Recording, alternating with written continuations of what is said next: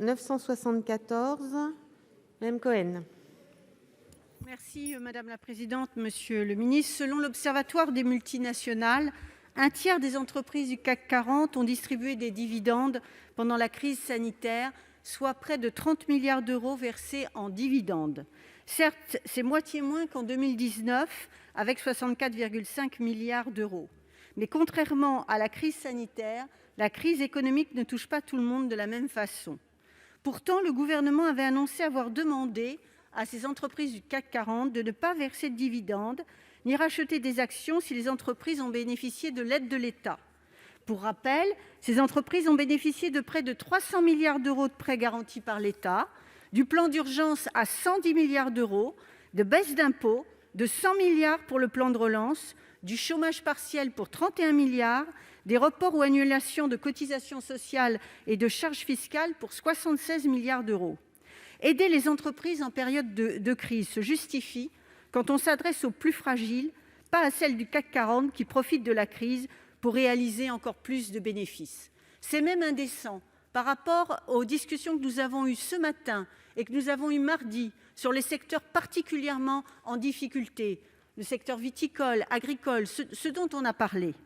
Après avoir bénéficié du filet de sécurité de notre sécurité sociale, il est vraiment logique de soumettre à cotisation sociale les revenus financiers des sociétés.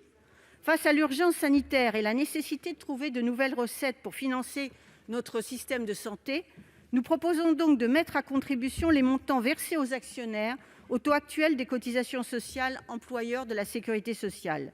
Il s'agit aussi d'une incitation forte pour les entreprises à privilégier le facteur travail. Donc ce sont de nouvelles recettes qui sont importantes. Au lieu d'exonérer de cotisations sociales à chaque fois et donc de priver notre caisse de sécurité sociale de millions, voire de milliards d'euros, enfin plutôt de milliards d'euros, eh bien voilà une proposition qu'il faudrait adopter majoritairement, voire unanimement. Merci. L'avis de la commission, monsieur le rapporteur. Ça sera un avis défavorable, madame la présidente. Les revenus financiers, Mme Cohen, forment avec les autres revenus et les charges d'ailleurs, le résultat net sur lesquels les sociétés sont taxées.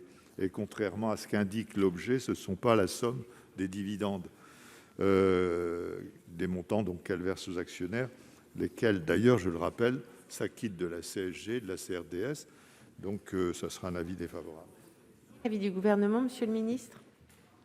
C'est un avis défavorable pour les mêmes raisons que celles évoquées par monsieur le rapporteur.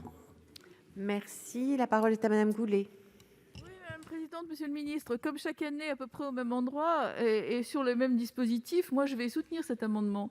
Et je vais le soutenir pour la raison suivante. On a chaque fois le même débat, alors parfois dans le PLF, parfois dans un PLFR. Le PDG d'Air France a quand même bénéficié de 760 000 euros de bonus cette année. Certes, il a dit qu'il ne les prendrait pas sur 2020, mais il les a pris sur 2019, ce qui est son droit, puisque le gouvernement français était d'accord. Je trouve qu'il y a un signal à donner dans ces situations. Et puis surtout, nous avons voté au Sénat des dispositifs, et notamment un dispositif qui interdisait les aides aux entreprises qui avaient notamment des établissements ou des liens avec des filiales dans des territoires non coopératifs. Cette disposition a été votée au Sénat, puis elle a disparu au milieu de la commission mixte paritaire.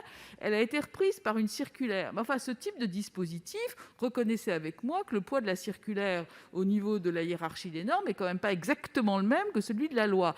Donc, sur les dividendes, le contrôle ne se fait pas. Sur les bonus, le contrôle ne se fait pas. Il est évidemment évident que sur les parachutes dorés, ils ne se feront pas non plus. Et sur les liens dans les territoires non coopératifs, il ne se fait pas non plus. Et on a des exemples, notamment d'une société qui gère des EHPAD, avec une fraude massive. Je ne reprendrai pas ça à ce moment-là, mais j'en reparlerai tout à l'heure. Une fraude et une évasion fiscale absolument massive. Cette société fait aujourd'hui une publicité avec une grande chaîne de télévision. Je trouve ça absolument scandaleux qu'on ne donne pas un signal aux gens qui en ont besoin. Merci. La parole est à monsieur Gay.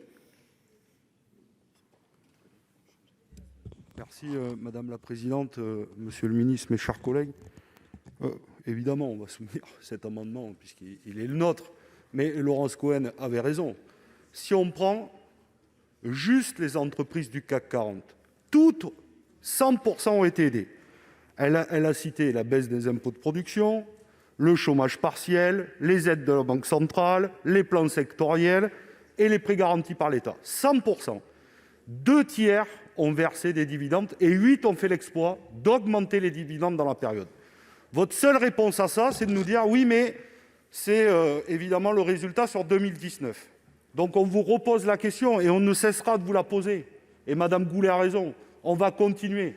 Est-ce que vous allez interdire le versement des dividendes en 2021 sur l'exercice 2020, puisque toutes les entreprises du CAC 40 ont touché des aides?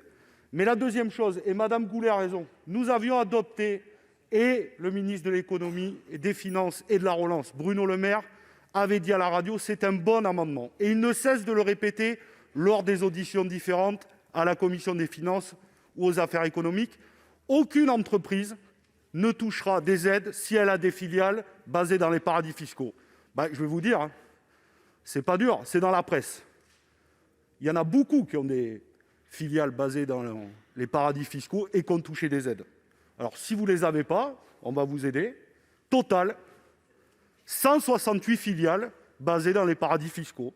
Sanofi, le médicament, on en dira un mot aussi sur le vaccin et l'accès au vaccin universel et gratuit pour toutes et tous. 24 filiales basées dans les paradis fiscaux. Schneider, 56. Renault, on fait même l'espoir d'avoir des administrateurs de l'État. 25. Thales, 6. Danone, 94 filiales basées dans les paradis fiscaux. Air Liquide, 65. Et on pourrait continuer beaucoup comme ça. Donc là, vous avez une question.